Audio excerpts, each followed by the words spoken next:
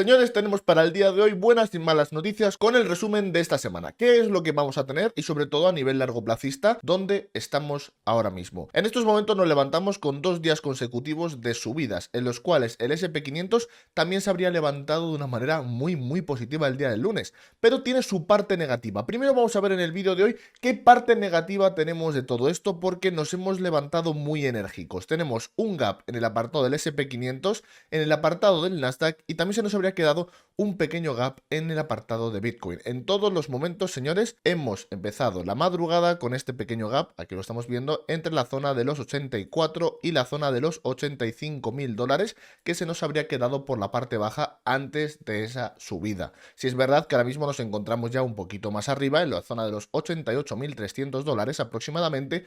¿Y qué es lo importante de todo esto? Lo que estamos viendo con el apalancamiento, señores. A nivel cortoplacista, lo que podemos tener de aquí a las próximas 48 horas, vemos dos tendencias muy importantes.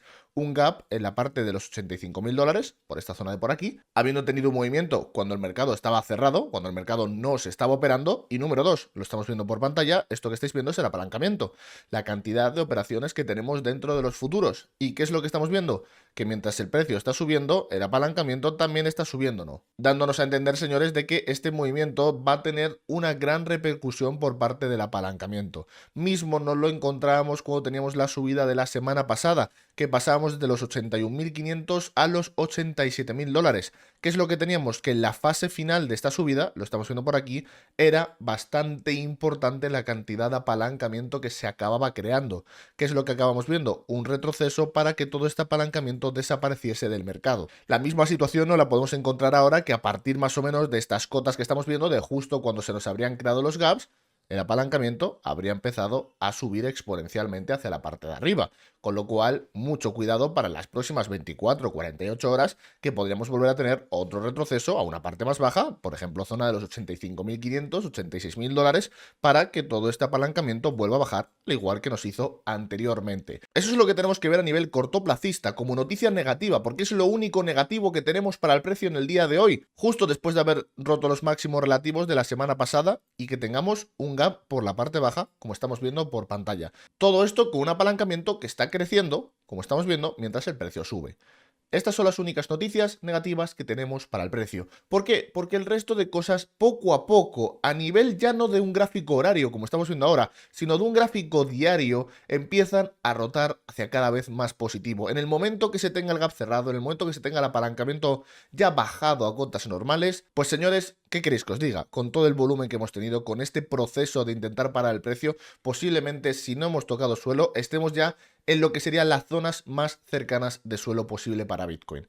¿Por qué, señores? A nivel de indicadores vemos algo muy interesante. Aún habiendo subido a la zona de los 88.000 dólares, sigue habiendo más operaciones por la parte baja que por la parte alta. Sigue interesando estas zonas para comprar, porque recordábamos lo que pasaba en otras ocasiones, señores. ¿Cómo podría llegar a ser cuando nos encontrábamos en estas zonas de por aquí, en la zona de los 95.000 dólares? ¿Qué es lo que ocurría? Que cada vez que subíamos por encima de los 90.000 dólares, mirad las dos veces que subíamos por encima de los 90.000 dólares, a la gente, a los market makers, a las ballenas, les interesaba vender, se volvía rojo en vez de estar verde. Y cuando bajábamos por debajo de los 90.000 dólares, volvía a interesar comprar, como estamos viendo por pantalla, dando así a entender que la zona de los 90.000 dólares no era una zona bien vista para las ballenas, que querían que el precio bajase más. Ahora, ¿qué es lo que nos estamos encontrando? Pues lo vemos por pantalla, 88.000 dólares, nos estamos acercando a estas zonas de por encima de los 90.000 dólares y seguimos en todo momento teniendo más órdenes compradoras que vendedoras, con lo cual a la gente desde el spot le siguen interesando estos niveles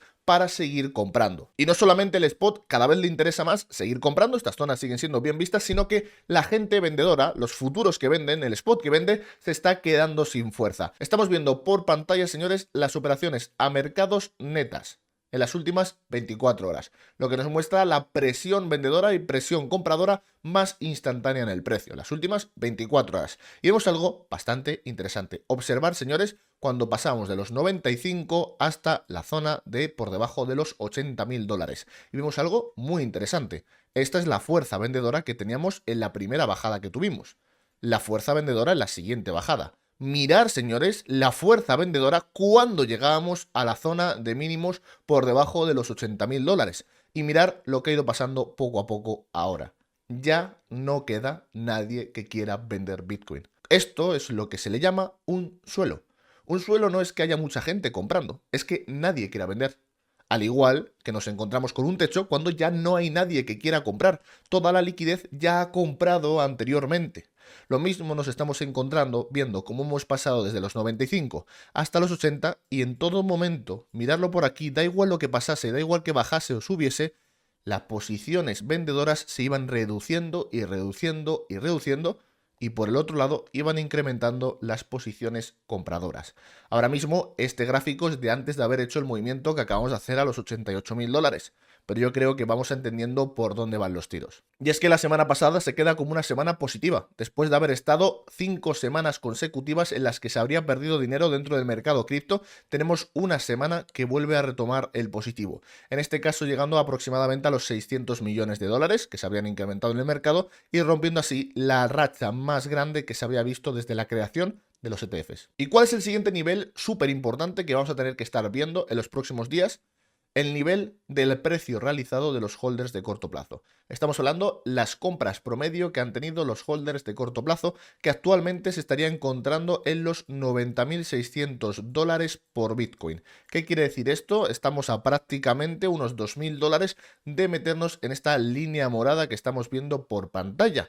Que recordar, esta línea morada que estamos viendo es donde los holders cortoplacistas han estado comprando sus Bitcoins. ¿Y por qué es tan importante? Porque en una tendencia alcista y en una tendencia bajista nos muestra exactamente dónde estaría el promedio de compra. ¿Por qué? Porque mirar por pantalla cómo se habría estado correspondiendo anteriormente. Mientras hemos estado en una tendencia alcista desde los $16.000, ¿qué es lo que ha estado ocurriendo? Que esta línea ha estado sirviendo como soporte y cada vez que hemos roto por debajo de los holders de corto plazo, ¿qué es lo que hemos tenido?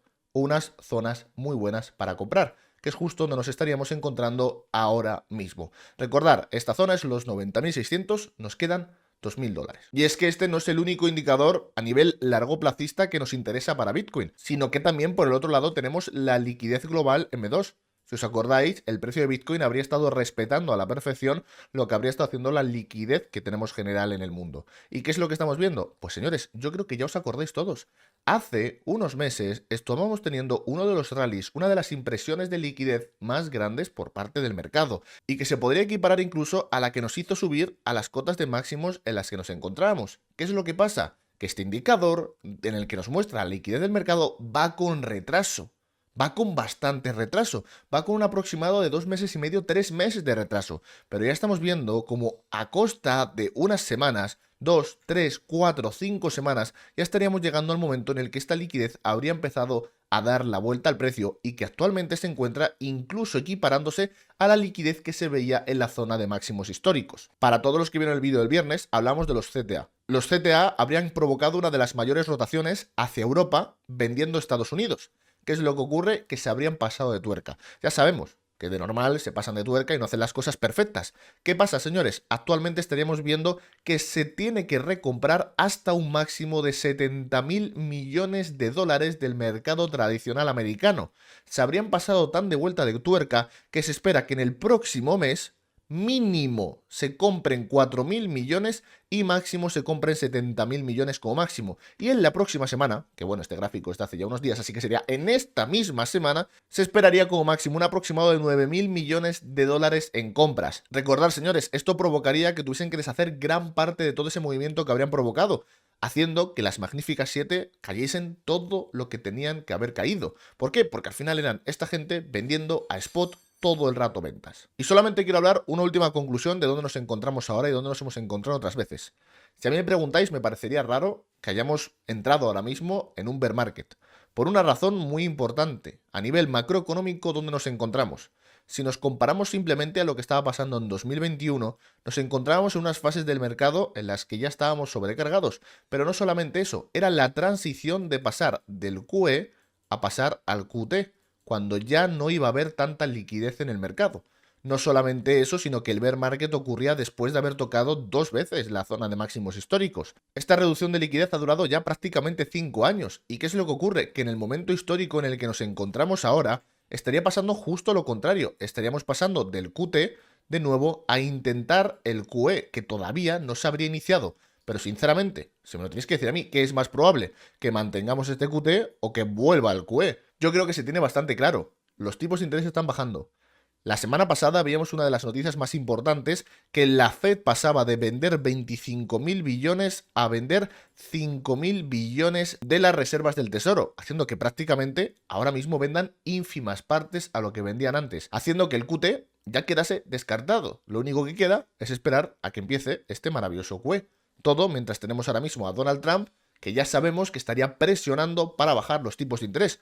Si tenemos que están parando de vender y tenemos que van a bajar los tipos de interés, un QE es más que probable actualmente. Con esto, señores, mucho cuidado a nivel cortoplacista, con esas liquidaciones que se nos habrían formado, con ese pequeño gap que tenemos en la parte baja, en la zona de los 85.000 dólares. Entonces a mí me tenéis que decir, me parecería raro que hayamos visto la parte alta y me parecería raro que vayamos a empezar un bear market, sobre todo por las condiciones económicas, cómo se encuentran ahora a cómo se encontraban hace 5 años. Porque no es lo mismo, estamos a punto de empezar esas masivas impresiones de liquidez, esos tipos bajados prácticamente a cero y que la Reserva Federal pare de vender ya prácticamente todos los activos, junto con Donald Trump, que quiere hacer que las criptos vuelvan a coger un buen lugar dentro del mercado. No sé cuál es vuestra opinión, pero yo creo que aún nos queda bastante por lo que luchar. Con todo esto, espero que os haya gustado el vídeo y como siempre, nos vemos en la próxima. Hasta luego.